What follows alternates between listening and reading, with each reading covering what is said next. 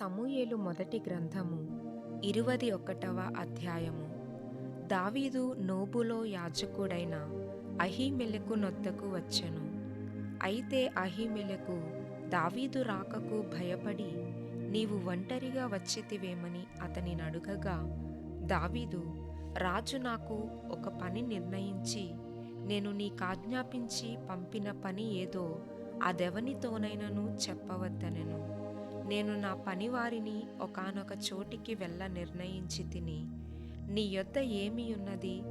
5 రొట్టెలు గాని మరేమియు గాని యుండిన ఎడల అది నాకిమ్మని యాజకుడైన అహీమెలెకుతో అనగా, యాజకుడు, సాధారణమైన రొట్టె నా యొద్ద లేదు. పనివారు స్త్రీలకు ఎడముగా నున్నవారైతే ప్రతిష్ఠితమైన రొట్టెలు కలవని దావీదుతో అనెను. అందుకు దావీదు, నిజముగా నేను బయలుదేరి వచ్చినప్పటి నుండి ఈ 3 దినములు స్త్రీలు మాకు దూరముగానే ఉన్నారు. పనివారి బట్టలు పవిత్రములే. ఒకవేళ మేము చేయు కార్యము అపవిత్రమైన ఎడలనేమి, రాజాజ్ఞను బట్టి అది పవిత్రముగా ఎంచతగును అని యాజకునితో అనెను. అంతటా యెహోవా సన్నిధి నుండి తీసివేయబడిన సన్నిధి రొట్టెలు తప్ప అక్కడ వేరు రొట్టెలు లేకపోగా, వెచ్చని రొట్టెలు వేయు దినమందు తీసివేయబడిన ప్రతిష్ఠితమైన రొట్టెలను యాజకుడు అతనికిచ్చెను. ఆ దినమున సౌలు యొక్క సేవకులలో ఒకడు అక్కడ యెహోవా సన్నిధిని ఉండెను. అతని పేరు దోయేగు. అతడు ఎదోమీయుడు. అతడు సౌలు పశుల కాపరులకు పెద్ద. రాజు పని వేగిరముగా జరుగవలెనని ఎరిగి, నా ఖడ్గమునైనను నా ఆయుధములనైనను నేను తేలేదు. ఇక్కడ నీ యొద్ద ఖడ్గమైనను ఈటె అయినను ఉన్నదా అని దావీదు అహీమెలెకు నడుగగా, యాజకుడు, ఏలా లోయలో నీవు చంపిన గొల్యాతు అను ఫిలిష్తీయుని ఖడ్గమున్నది. అదిగో బట్టతో చుట్టబడి ఎఫోదు వెనుక ఉన్నది. అది తప్ప ఇక్కడ మరి ఏ ఖడ్గమును లేదు.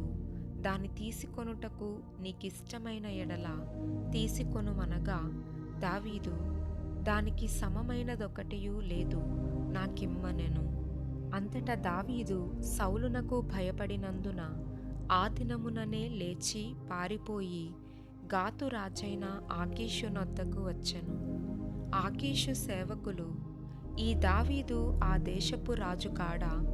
వారు నాట్యమాడుచు గాన ప్రతిగానములు చేయుచు సౌలు 1000 కొలది హతము చేసెననియు, దావీదు 10,000 కొలది హతము చేసెననియు పాడిన పాటలు ఇతని గూర్చినవే గదా అని అతనిని బట్టి రాజుతో మాటలాడగా, దావీదు ఈ మాటలు తన మనస్సులో నుంచుకొని గాతు రాజైన ఆకీషునకు బహు భయపడెను.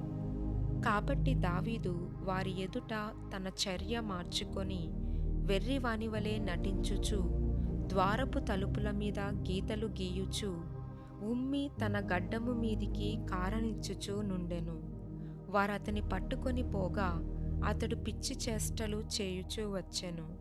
కావున ఆకీషురాజు, మీరు చూచితిరి కదా, వానికి పిచ్చి పట్టినది. నా యొద్దకు వీనినెందుకు తీసుకొని వచ్చితిరి?